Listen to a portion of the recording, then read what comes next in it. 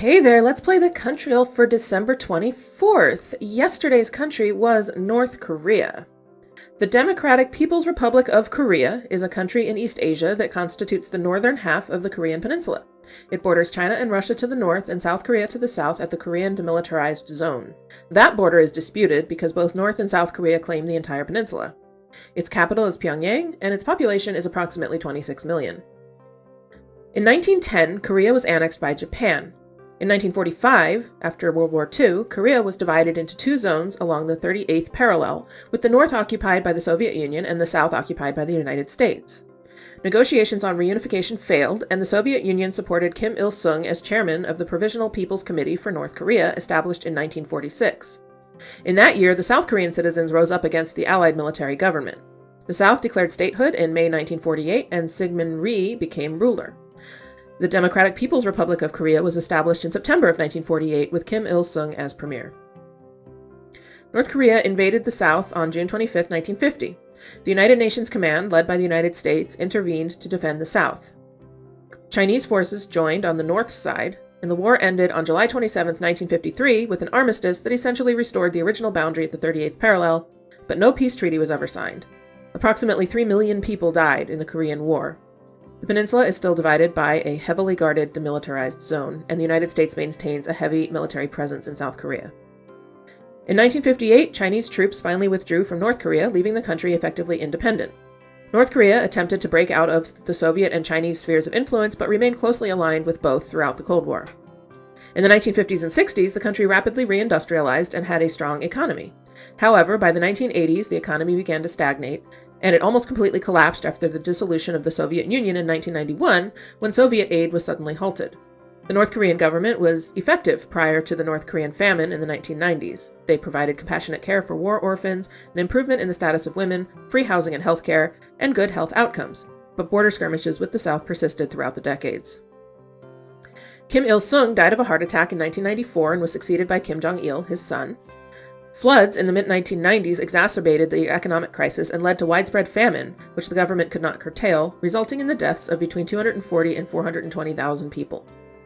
In 2001, U.S. President George W. Bush declared North Korea a rogue state and part of the axis of evil. In 2006, North Korea conducted their first nuclear weapons test. In 2011, Kim Jong-il died from a heart attack and was succeeded by his son, Kim Jong-un, the current leader. 80% of North Korea is mountainous. North Korea has a combination of a continental and oceanic climate with hot, wet summers and cold winters. North Korea functions as a highly centralized one-party totalitarian dictatorship. It is a self-described revolutionary and socialist state. Kim Jong-un is the supreme leader and heads all major governing structures. Observers have described the political system as an absolute monarchy or a hereditary dictatorship. North Korea is widely viewed as having the worst human rights record in the world. The population is strictly managed by the state, including employment and travel. There are severe restrictions on freedom of association, expression, and movement.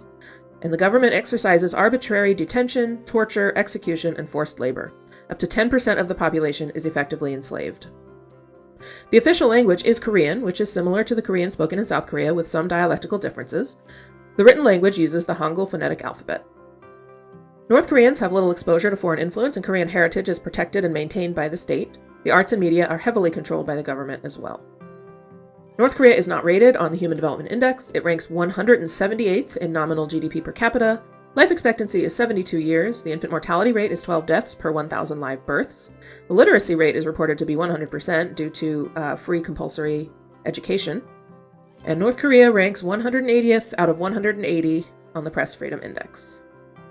This one was tough. So let's start there and see what we have in store for tomorrow. Maybe it's the North Pole.